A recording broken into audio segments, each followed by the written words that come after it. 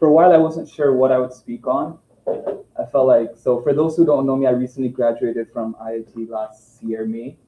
And so this entire 1 year I've been, trying to figure things out, trying to figure out my purpose, what it is that I want to do, still trying to look for a job and navigate all of those challenges. And so I was just reflecting and I thought of that journey and how it's been a lot of, ups and downs. And through that introspection, I thought, let's talk about finding the success and failure. I think a lot of us often, especially as students, there's this pressure and we're living in this constant, what if I fail? So I thought today, let's, look at this side and dive deeper into how can we really introspect and understand the situations when we are in this failure. So to help us dive deeper into this, I've proposed a question for all of us to think about. What if I told you if you woke up tomorrow and you could have no fear whatsoever and you could live your life to the fullest potential, what are some of the things that you would do? So in other words, what are you delaying due to that fear of failure? Let's think about that for a couple seconds first. And let's just think about this. No failure, no fear whatsoever. You could do whatever you wanted. What would you do? Okay, go ahead. Gambling. All right. Yeah. Yeah. Nothing to lose, right? Yeah. Anyone else? Yes, Asha. What about you? No fear. No. Travel the world. Simple stuff like that, right? Just think about it. Something adventurous. Yeah. Skydiving. There you go. Yeah. So the thing is, we're constantly living in fear for our health, for family, for friends, right? We're constantly living in the fear of failure. When we're happy, we're fearful because we don't want it to end. When we're sad, we're fearful because it may never end.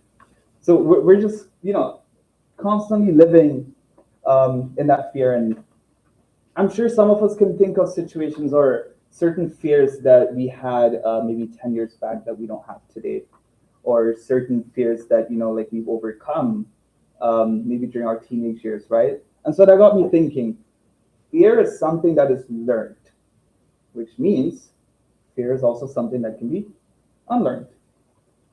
So that's something we're going to be diving a little bit deeper into today. Let's look at Arjuna. On the left side, we see, let's call him chapter 18, Arjuna. No fear, he's overcome fear, he's determined, he's confident, he's no longer bewildered, right? As you can see over there. He's no longer bewildered and he's confident in his responsibility to fight. He knows what he has to do and he picks up his bow. That same bow in chapter 1 that slipped from his hand. So what happened there? So as you can see, there's a commonality, right? Krishna, he's by his side, and Krishna is expertly coaching him. He's like his spiritual coach throughout this entire process. And he shows him how to look at this entire battlefield from a different perspective. The situation remains the same. He still has to fight and kill his friends, his family, his cousins, his mentors. But now he's looking at reality from a different perspective. And so what does that perspective look like? How is it that he went from having fear to not having any fear? So let's see. Something I was reading recently that S.B.K. Sharma said is that fear arises from misidentification with the temporary and disconnection from the spirit. This can seem a little bit daunting, but he wrote in this Gita 3 book, which is like a practical guide on how to study the Bhagavad Gita. And he says here that spiritual consciousness empowers one to see every event, experience, and emotion in the context of the bigger picture. Spiritualists live with the vision of eternity and are thus fully equipped to bring everything into perspective. They become sages of steady mind. So, what does that mean? Well, let's take a look at a young kid who was very enthusiastic up until about, a year ago. So this guy right here, I recently graduated last year, again, for those of you who came a bit later, and I've been trying to navigate the job market. But as I was a student, I was constantly living with, I guess you can say I was identifying my self-worth with a lot of these things that you see up here with my GPA, my resume, offer letter. Do I have an offer letter or not?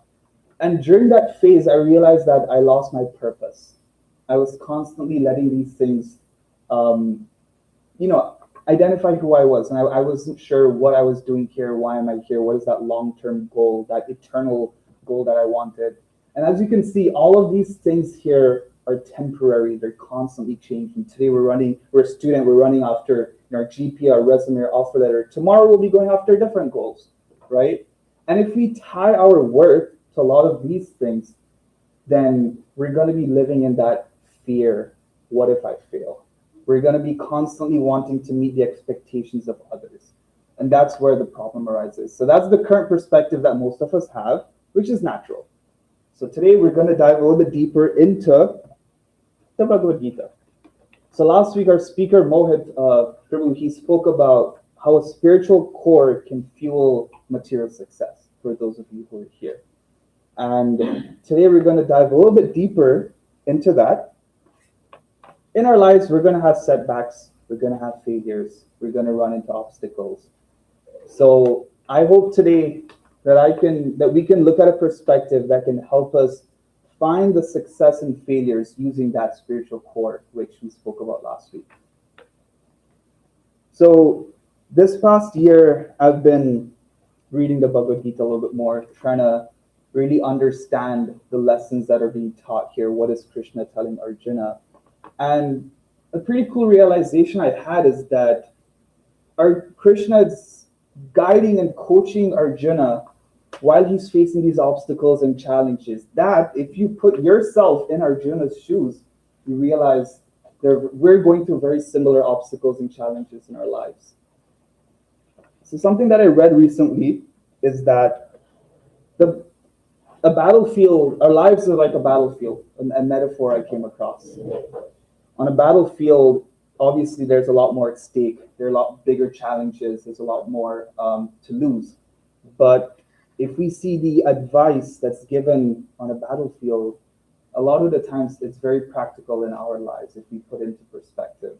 And so the Bhagavad Gita doesn't only talk about the other world, the spiritual world, but also talks about the world that we're currently living in and how to navigate all of these experiences that we're going through. So here, let's look at a verse from chapter 2. Asha, do you want to read this verse, please? Sure. Mm-hmm. Perform your duty, equipoise, O Arjuna, abandon all attachment to success or failure. Such equanimity is called yoga.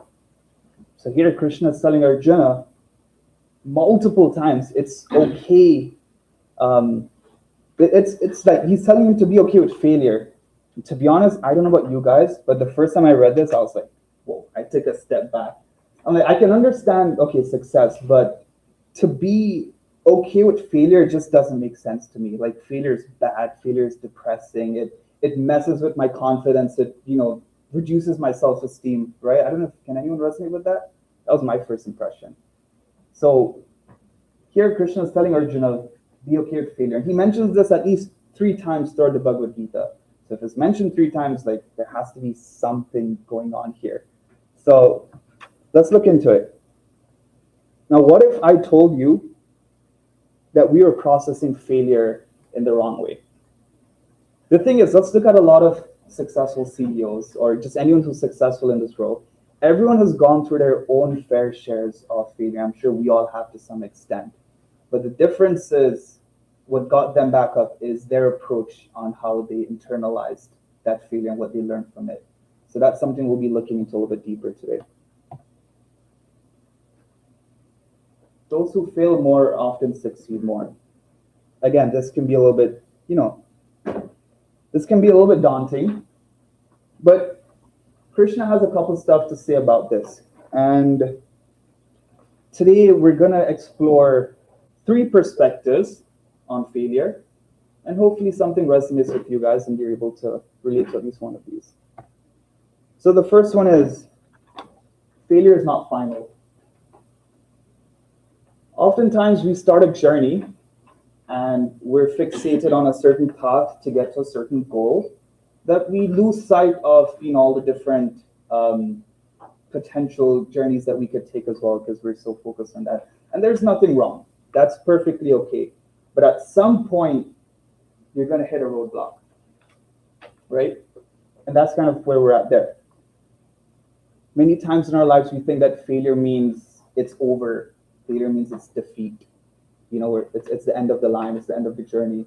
But actually, it's just a checkpoint on our journey.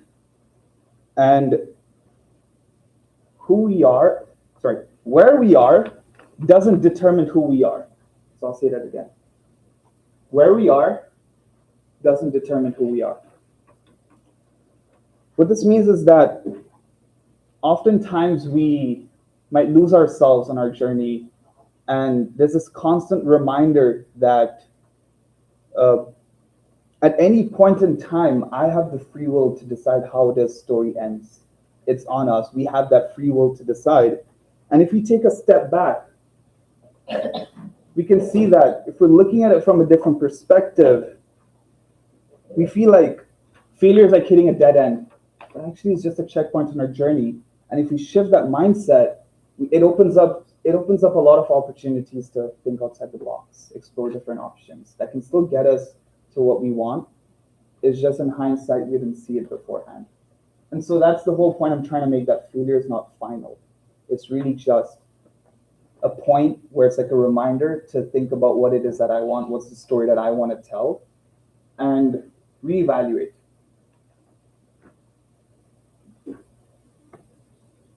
So here's a story of Brian Acton. Some of you may or may not know him. In 2009, he applied for a position at Twitter. He didn't get in. So he made a tweet. Got denied by Twitter HQ. That's okay. Would have been a long commute. He kept his head held high. He found, some way to get amused, like see the good side of it. He kept his creativity at spark and he continued pushing. A few months later, he applied at Facebook. Facebook turned me down. It was a great opportunity to connect with some fantastic people. Looking forward to life's next adventure. Imagine the amount of failures that he would have had along that journey, right? The amount of checkpoints, but still he kept pushing. Fast forward a couple of years. Lo and behold, he was the one who created WhatsApp. And now at this point in time, a couple of years later, he approaches Facebook, not for an offer letter, but with an offer to buy his company, and he sold it for $20 billion. So oftentimes, even as students, we're going to run into a lot of these challenges, which I'll dive a little bit more deeper later on. And the goal I'm trying to say here is that failure is not final. We really introspect, we try and learn what's the lesson here, we can keep pushing through. And so the second perspective, failure is not bad.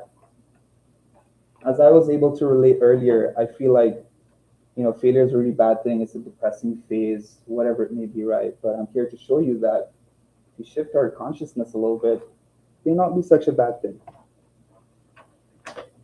You can succeed, but that success can actually be seen as failure. And similarly, a failure can also be seen as a success. It's not so much about the terminologies of success or failure, but more so what do we take from it? What are lessons that we can learn? And so sometimes in a period of success, we can become a little bit complacent. It happens a lot of times. I'm sure who here can relate when we do good on an exam or a project, we get the grades we want or we get the outcome, we meet the goals of that project. Sometimes we get a little bit too comfortable there and we become a little bit complacent, a little bit laid back. Can anyone resonate with that? Yeah, right? Sure. On the other hand, sometimes a failure can be a wake-up call. Failure can tell us it's time. It's it's an urgency. It can make us a little bit enthusiastic. It's kind of like a little slap on the face. So I'm sure some of us can relate that at the start of the semester, we've had a rocky start. Maybe I flunked my first exam or first quiz. Things didn't go according to plan. But that's more of a wake-up call. And now it inspires me to continue pushing harder. And throughout the entire semester, I'm going on an upward trend because I was able to kind of, learn from that failure, right? Does that make sense? Sometimes a success, might bring a little bit of pride. I was the one who did this. It's because of my effort that I got the success. And we may lose hindsight of humility or how to be humble during times of success. And so during a time of failure, it's really when we're able to reflect and focus on these qualities. Another perspective is that sometimes failure can cause attachment, right? This is my success, my possessions that have gone from this success. Versus during a failure, we can become detached. What do we have to lose, right? Failure might bring us, some people might bring us down to rock bottom. And so it might teach us how to be detached. And the last one. So this detachment can also allow us to think of opportunities outside of the box, really look at things from another perspective. And that's what sometimes this failure can help us with. The last one is I'm in control. Again, success is sometimes it's all about me. I did it. I was the one who controlled this because of my effort. But what if you're applying for a job, you made it all the way to the end of the interview, now you don't get it?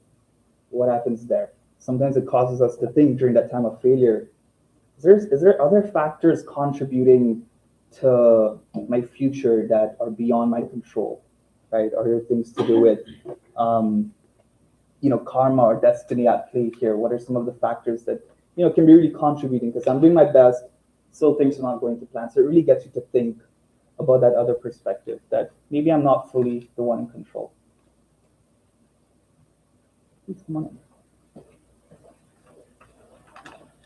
And so when we're able to, relate to these things, especially I'm not in control, then we're able to tackle success from a different perspective. Now, I'm not saying success is a bad thing.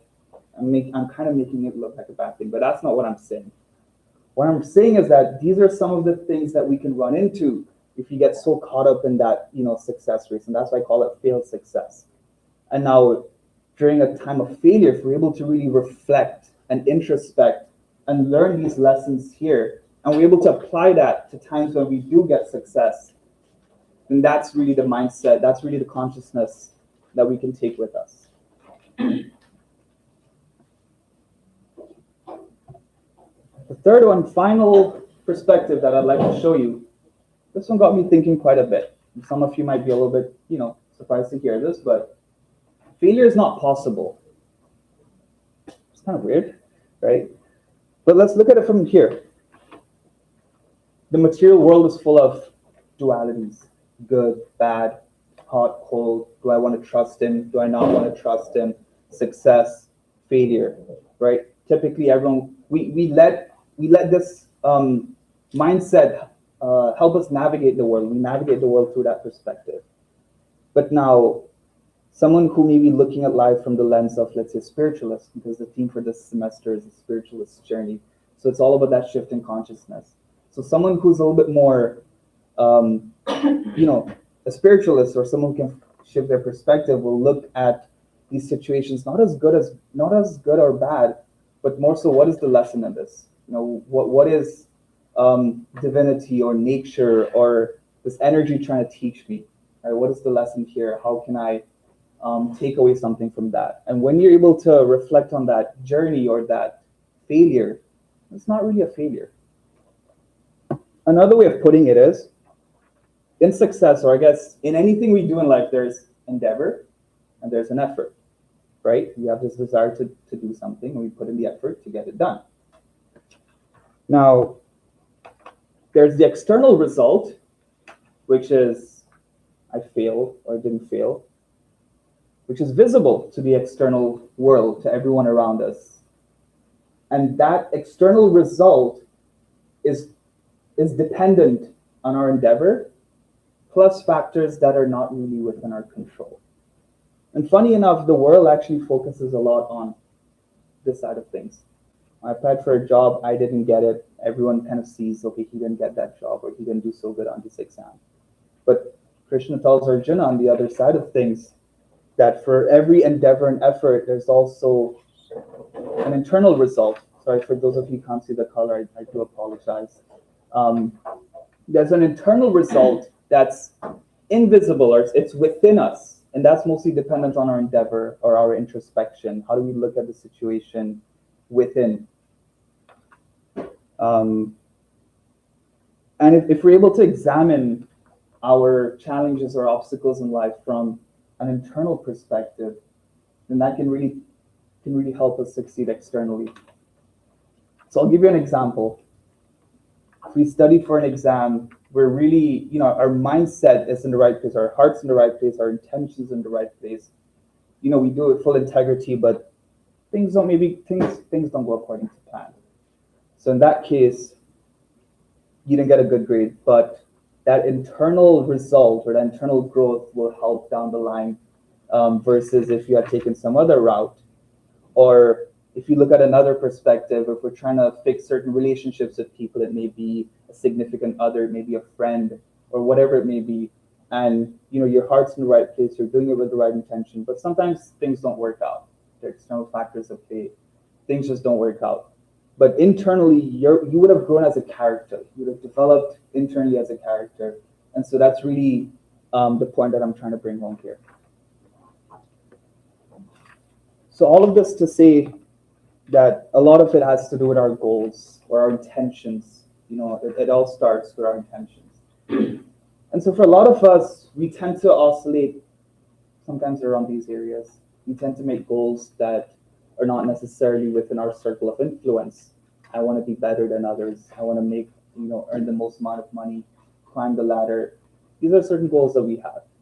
And the shift in perspective is making goals that can challenge us to grow internally and become better, better versions. And so if we're able to align ourselves with this, what's within our influence? How many hours will I study today? How many people will I learn from? How much feedback will I ask for? These are things that we can really control, and it's directly related to our own growth. So at the end of the day, it's all about asking yourself, what is my consciousness? Right? What are my intentions? Why am I pursuing these goals? Am I doing it? Do I have people, mentors, friends, spiritual guides? Do I have these people on my journey to help me achieve my goal? Am I pursuing these goals out of personal ambition, which can be seen as certain this, or do I have a higher purpose in life? Am I doing it for something beyond just this?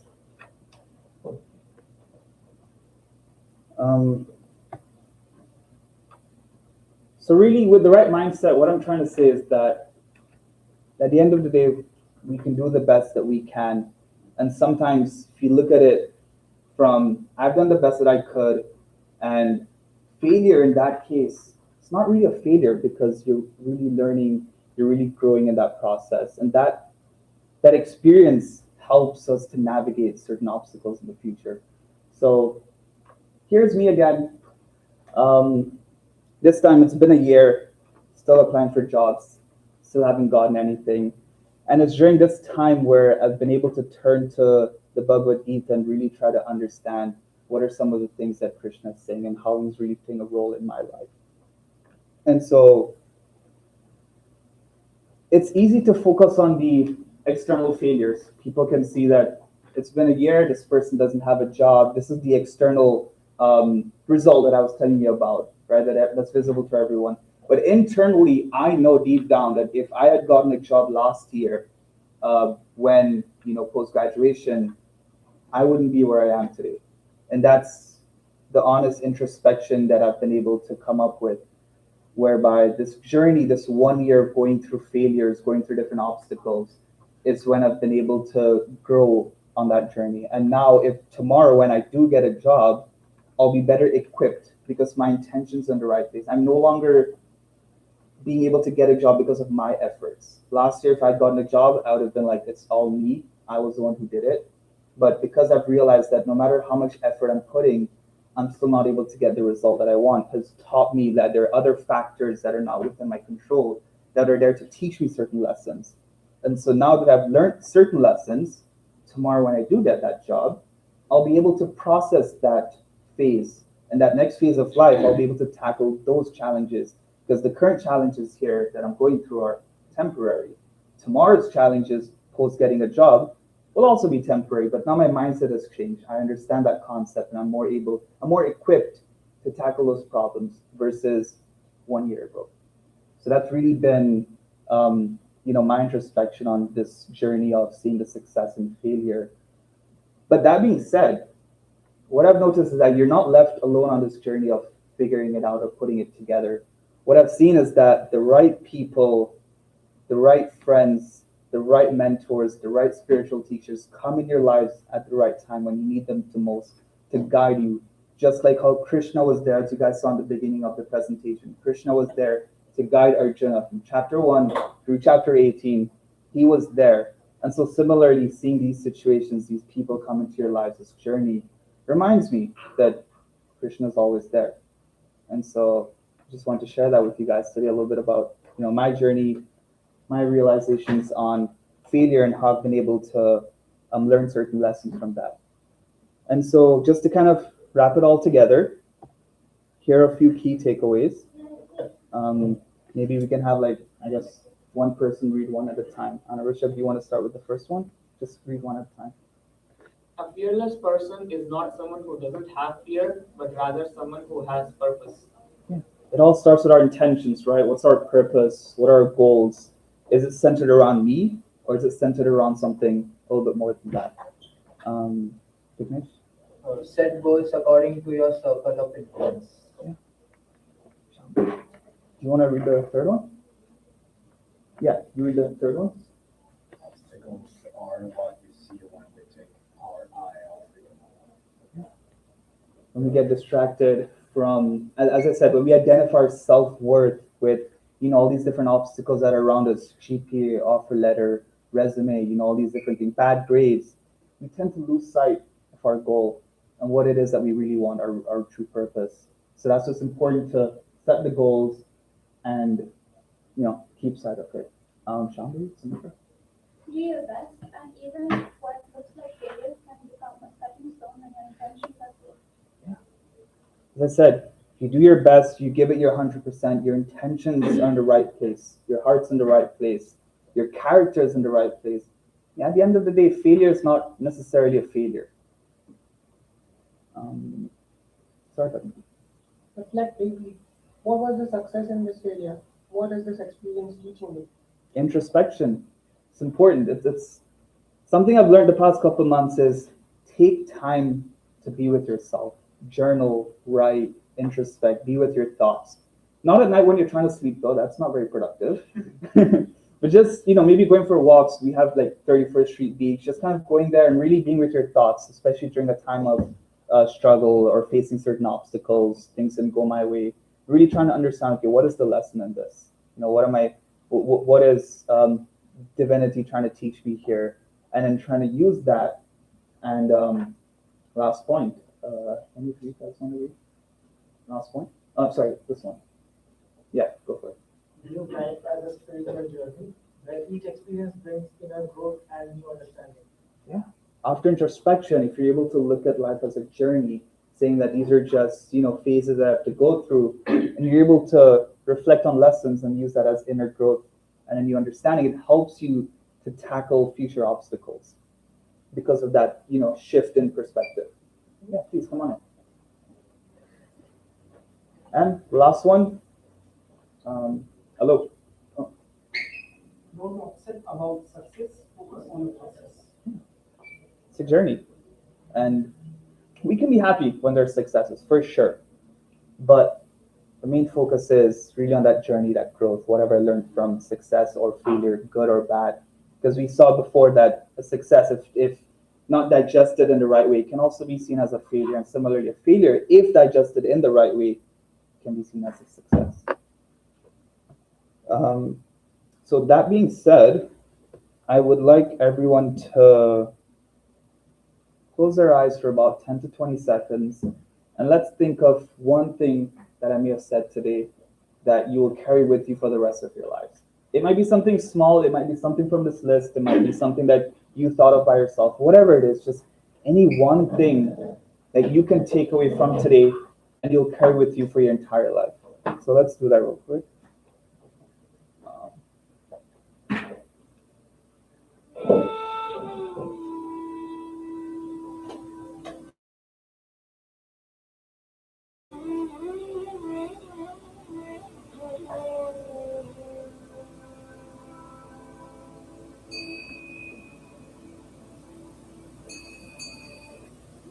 All right. Yeah, so that's it.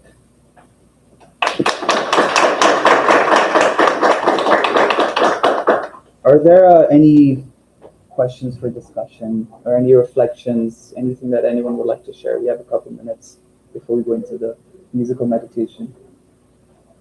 Yes, sir. Mark, I absolutely loved the 10 to 20 seconds to reflect on what resonated. And yeah, just to give us time to just digest, reflect, internalize, and make it our own. Thank you for that addition. For me, it was the trust the process and chase the success.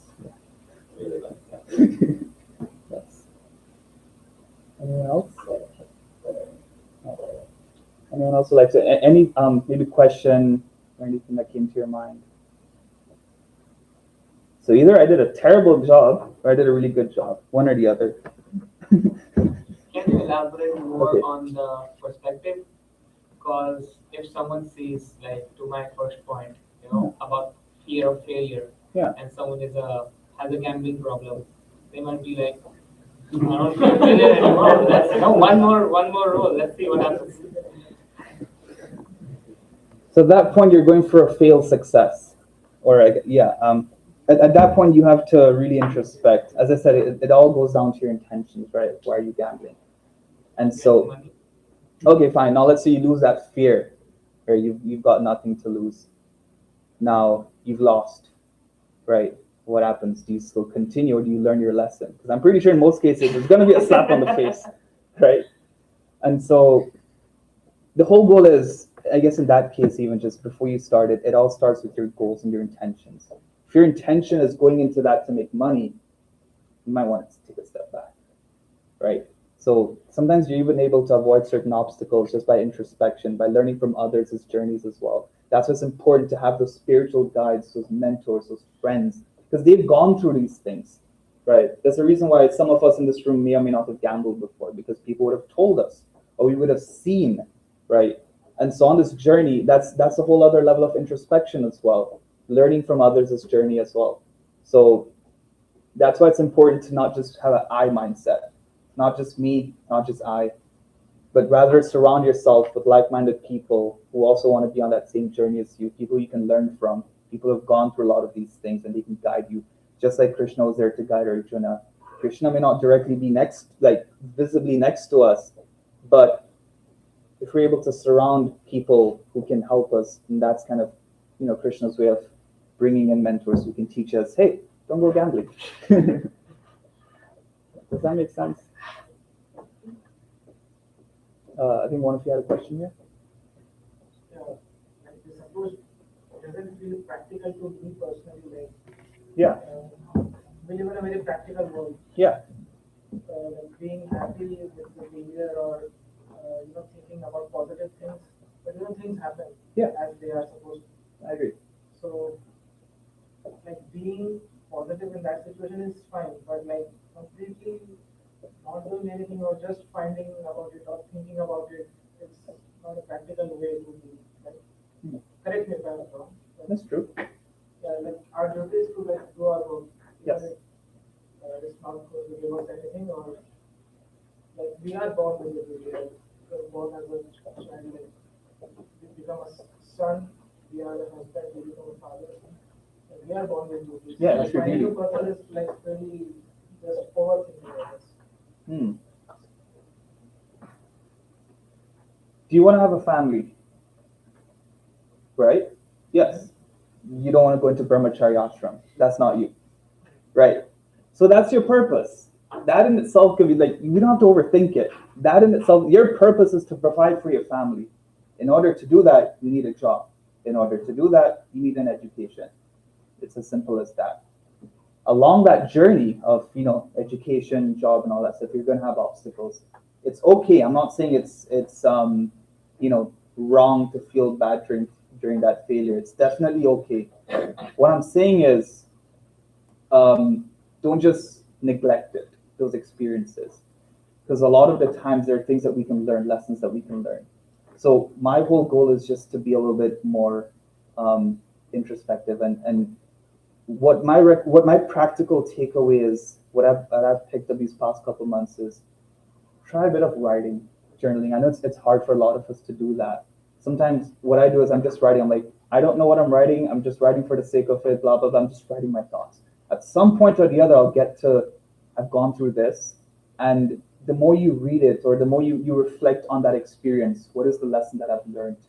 Because oftentimes there's something there that we can take away. Others are going to go through the same stuff again and again, right? And so that's really my takeaway, is that when you're going through these phases of, failure, right? I didn't get this didn't go my way. That's okay. Take the time you need to, really find yourself and pick up yourself. But then after that, don't just let it be an experience in the back of your memory, right? Really think about it. Hey, what was this trying to tell me? And sometimes what helps is sharing that experience with mentors or others around you, family members, friends, right? Because sometimes they can help you see the lesson in that. And that's when you realize, oh, maybe next time I shouldn't do this, or maybe next time I should do this instead.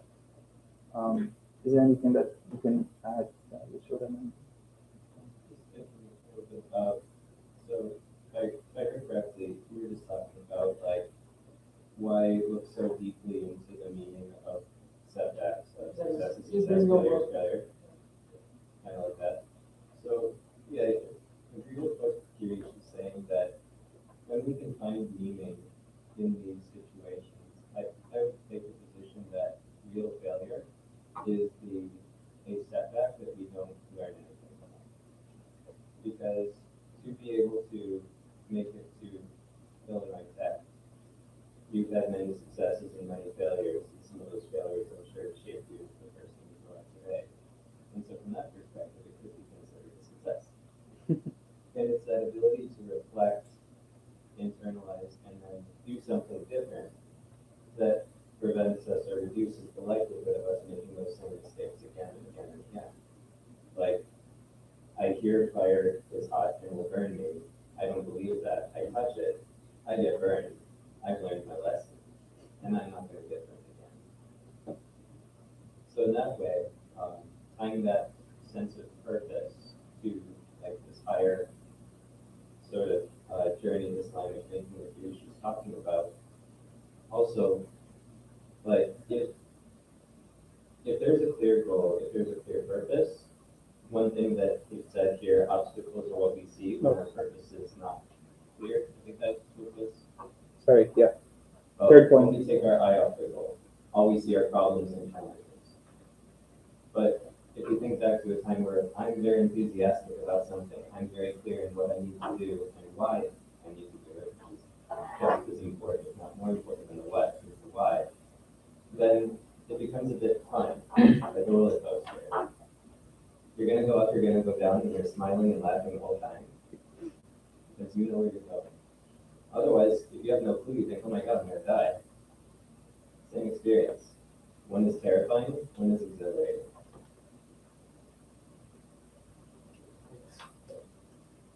That was a nice question, thank you. It took me, I had that same question as well a year ago. Just keep doing what I'm doing. But definitely introspecting, thinking about these things helps, and definitely reading together as a group as well can help. Just having discussions with your friends. Sometimes it's hard to internalize my thoughts, right? Your thoughts go crazy, not sure where to pick and choose from. What do I do? Sometimes it's nice to either share with yourself by writing, share with others around you, just read here. Thank you. Thank you for the question. And anything else? Or hello? I really like your last line, don't obsess about it, just focus on the process.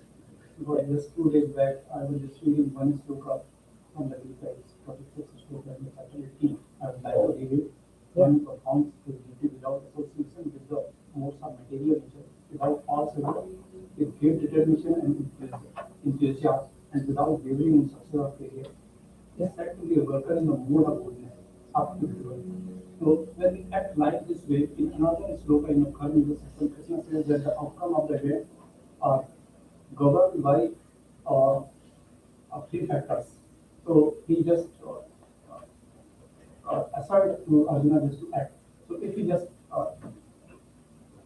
act, it saves us from worrying, anxiety, and ultimately it boosts our performance.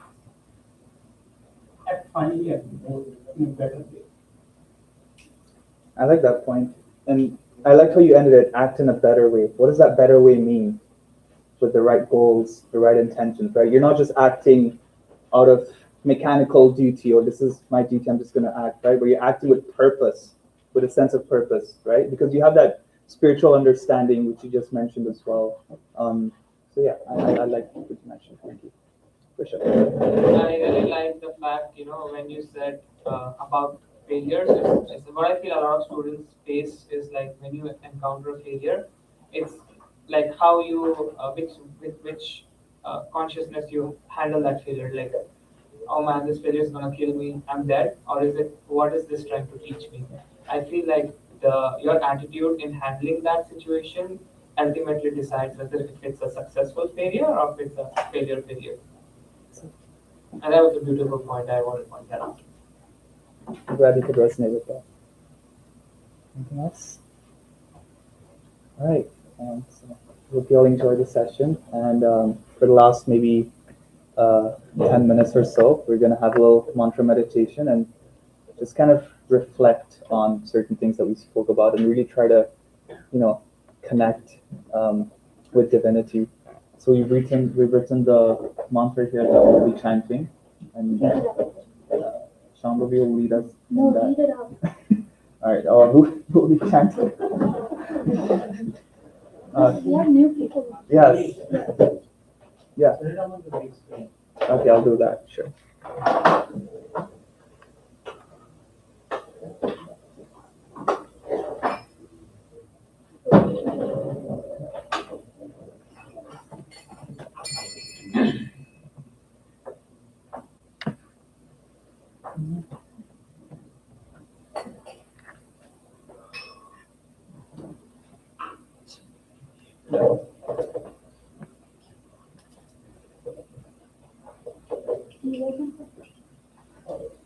You just have to do it. It's fine.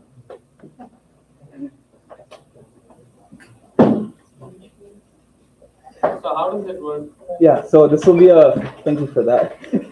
So this will be a call and response. So Shambhavi here will be singing the first iteration, and then after that we will all respond together as a group, and we'll do that a couple times.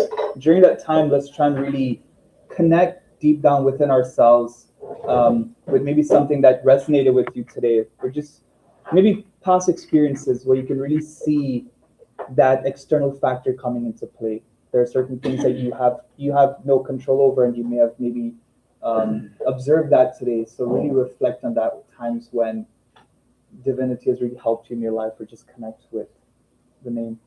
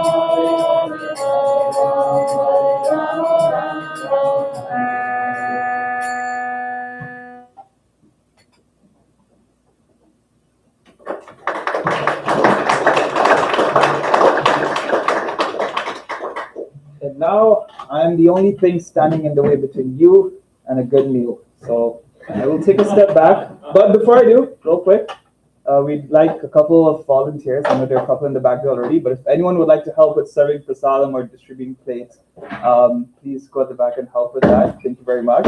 And rest of us can form a line this way. And yeah.